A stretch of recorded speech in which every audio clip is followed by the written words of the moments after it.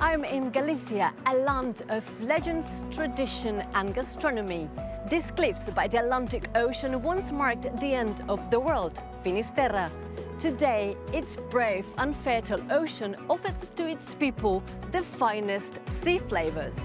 I am going to be travelling around the region, meeting some of its most sustainable and innovative seafood producers, from the coastal area of A Coruña to Rías Baixas in Pontevedra. This is Costa da Morte, an area famous for its seafood and amazing landscapes. I'm here to discover the universe of sea vegetables and to learn how seaweed is harvested. But to do so, I need to head on the water. Anton Muñoz started diving age 5, a passion that became his job.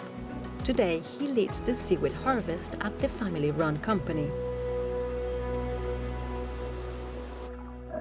It's very difficult for me to be away from the ocean.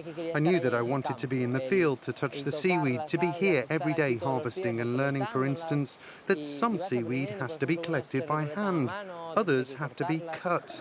It's something I'm passionate about, not only the industry, but just to come and pick a couple of buckets and spend the day around here.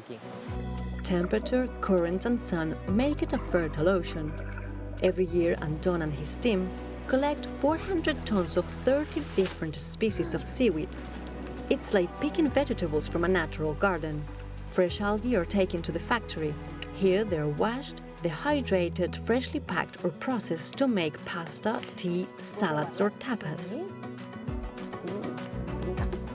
The unique texture, the sea taste and the nutritive qualities make seaweed a must in sophisticated and healthy kitchens.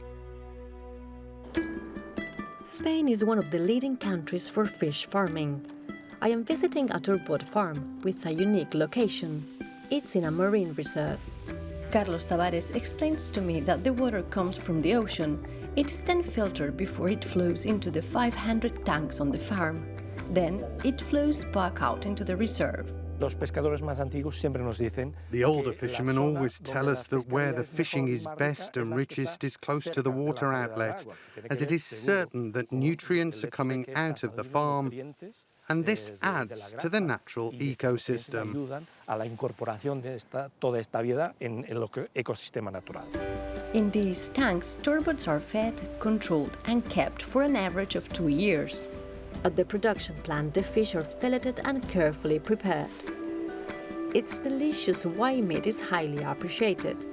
Juvenal, a Roman poet, described it as a delicacy of the Roman Empire, and it also has a high nutritional value.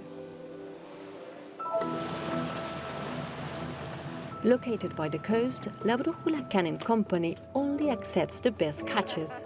Cristina Rey is the quality manager. She gets up at 5 every morning to make sure she gets the finest fish. Today, she's buying sardines.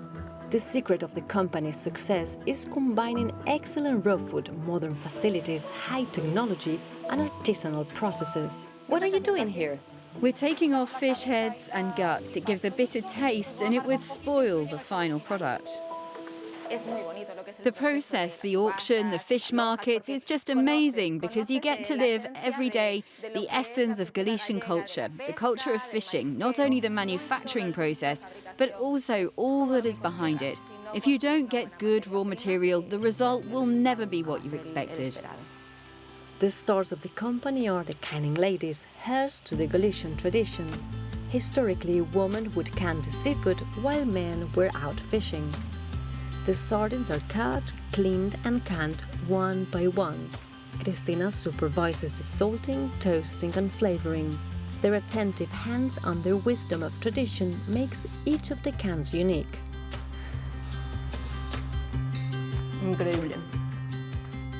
It's been a great experience discovering Galicia's seafood. Join us next time as we continue our journey exploring Spain's food producers, innovators and makers.